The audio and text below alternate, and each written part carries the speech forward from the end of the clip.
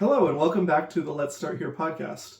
Last time we talked, I was with Jesse, and we were talking about how we got to this point, how we became friends, and that sort of thing. And so we're just going to jump right back into that.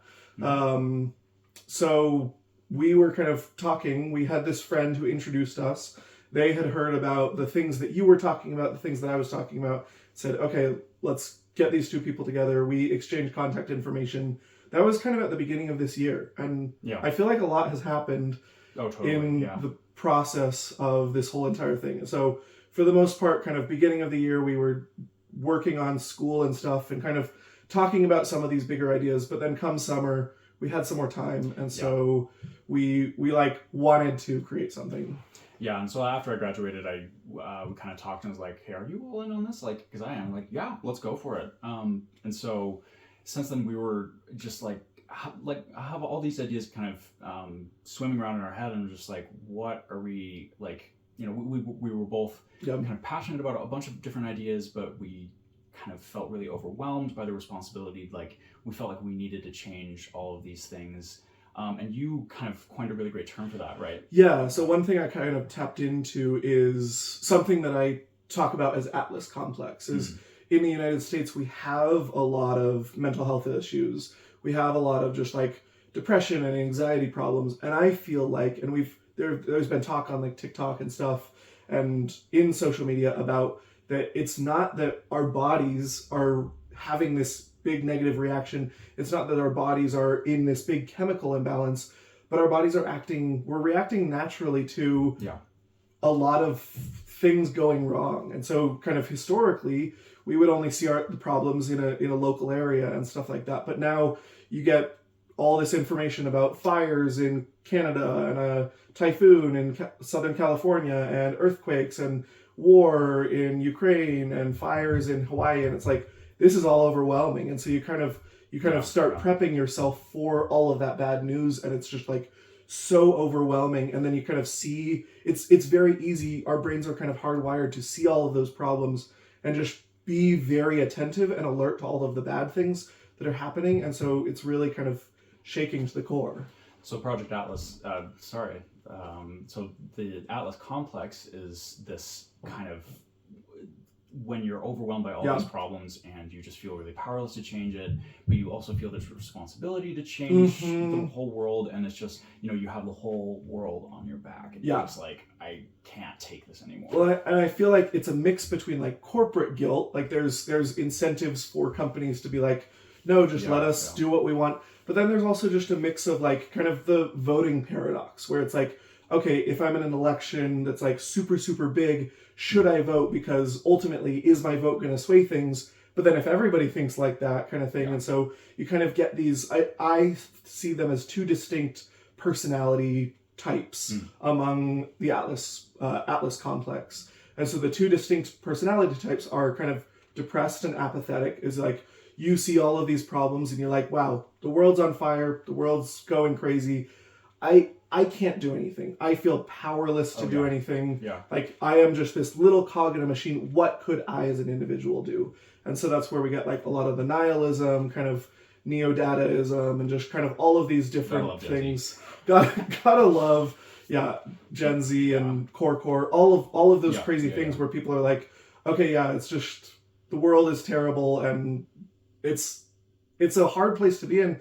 But like, I feel like that's been my experience a lot. And then I swap between that and anxiety. Is like, I just feel super overwhelmed and anxious about everything. And I feel like, okay, I have to do everything. And suddenly my life doesn't matter anymore. My schoolwork doesn't matter because I am super anxious. And I'm like, well, I need to work on fighting these bigger global challenges and stuff. I need to be writing to my congressman about this. I need to be...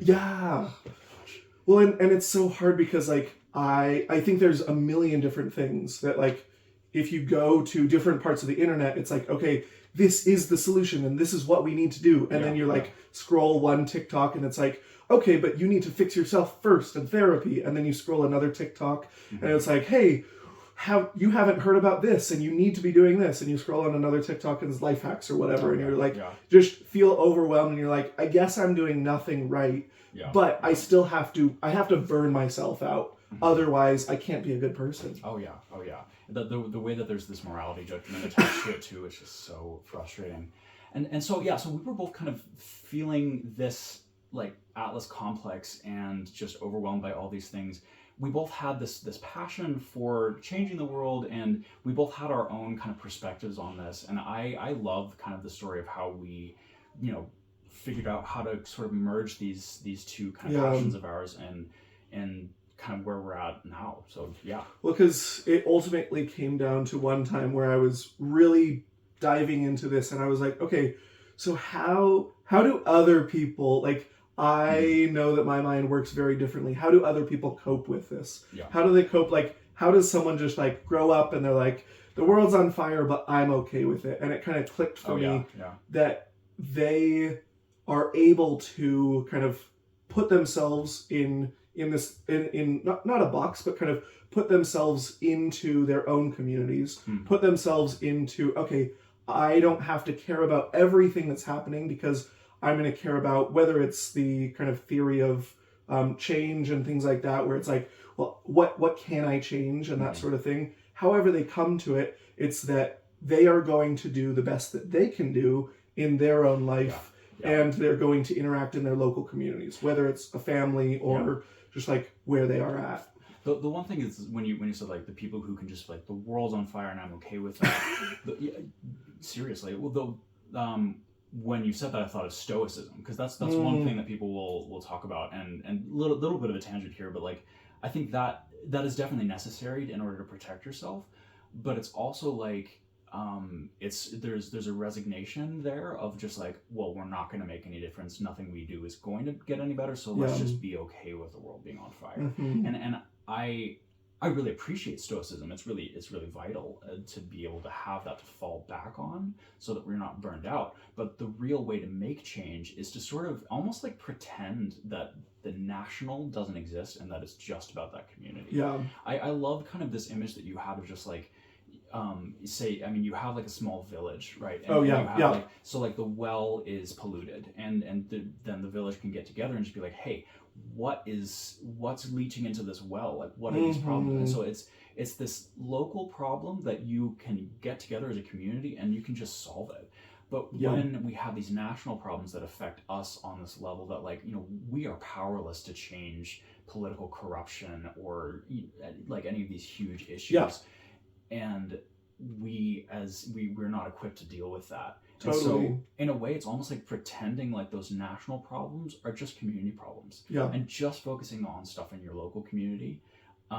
That's one of the things that you have, your passion for local community. Like you've helped me fall in love with Provo, like I mentioned before, and you've helped me see the importance of that community. And so that's just so crucial. And so I think there's kind of two things going on here. One is just when you are interacting in your communities, even at the national community, realizing that you are just a small part and having faith in the rest of the system, and kind of being able to have that. I think the biggest people that really we see making those big changes are people like John and Hank Green, or Greta Thunberg, or like people in power. That one senator from, I want to say North Carolina, like is working on changing things and that sort of thing. I couldn't tell you, but it's looking into those and really saying, okay, I'm going to, in this big national community, I'm going to do really, really well in my niche. Yeah. Whether that's in politics, whether that's being a really great scientist or a teacher or a parent or whatever it is, doing really well in your niche, but then realizing that the deep impact that you can have happens in your community. And I feel like that's one of the most kind of the secret sauce, the key to making global change is that it starts in your community. Exactly. Yep. It doesn't start in a global space. It doesn't start with people passing laws and then everything changes. It starts when you interact with your local community, when you make those changes. One is that's what's going to make the biggest impact in your life. And then that's kind of how that fire spreads out. And that's how we affect change on a large level, is by starting right where we are. And that's ultimately where kind of we ended up with the Let's Start Here podcast.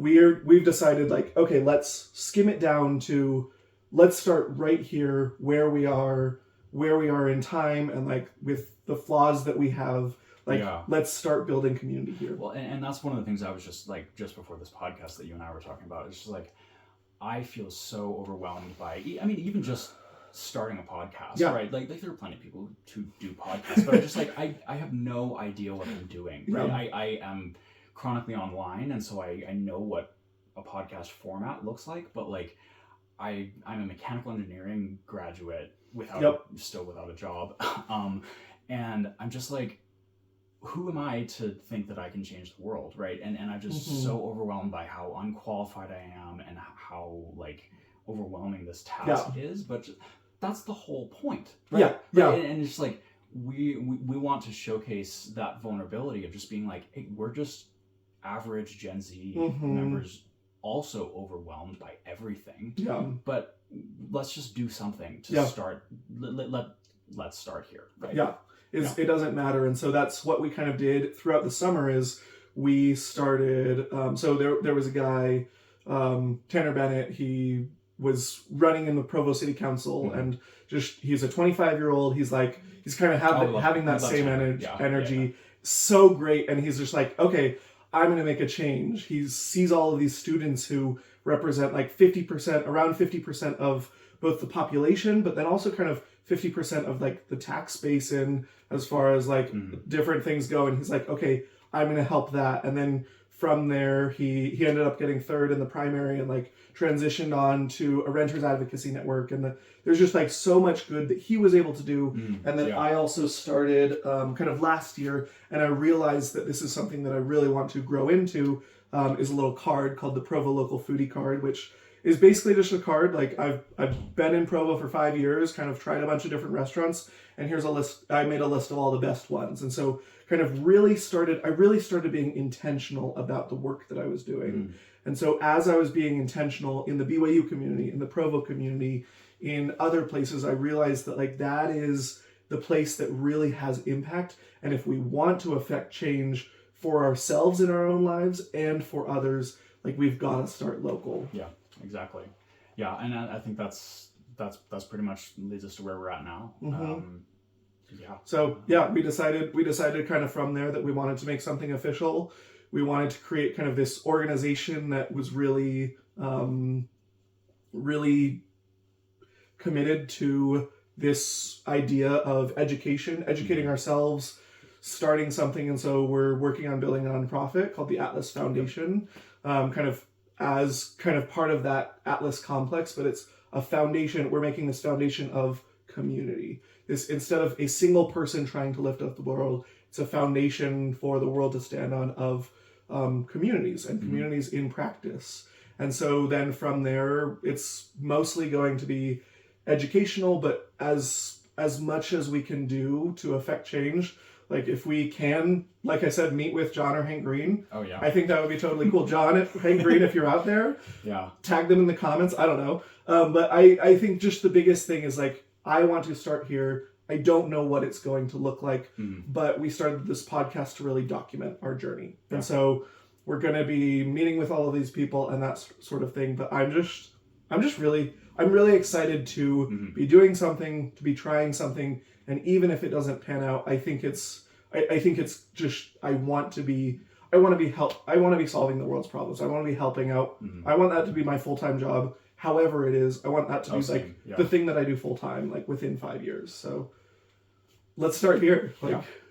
So with that, if you guys have anything that we can start, this is kind of putting a wrap to the initial 2-part episode. If you guys have anything that we can help you with, if there's any specific questions that you want, if there's any people that you want to pull on or any people that you know, like this is, yes, we have kind of this relationship, and we're going to go back, me and Jesse, probably every 5-ish episodes, and kind of track where we're at and kind of give accounting and community updates, just like, we're meeting with these experts, like, here's what's, just a quick update, here's what's going on in our community. Totally. Because I think it very much is us. Like, we can't just do this. We can't be another one of those creators who just, like, throws things out into the world and hope that it lands with someone. But we are going to be doing a lot in our local community. And then very much it's going to be a community that we're building with you. Hopefully I can kind of represent, for the most part, I can represent the viewer. So any questions that you guys have as the listener, anything that you're like, I really want to know about this, or I want research about this. We live close to BYU, and then also UVU is like just around the corner.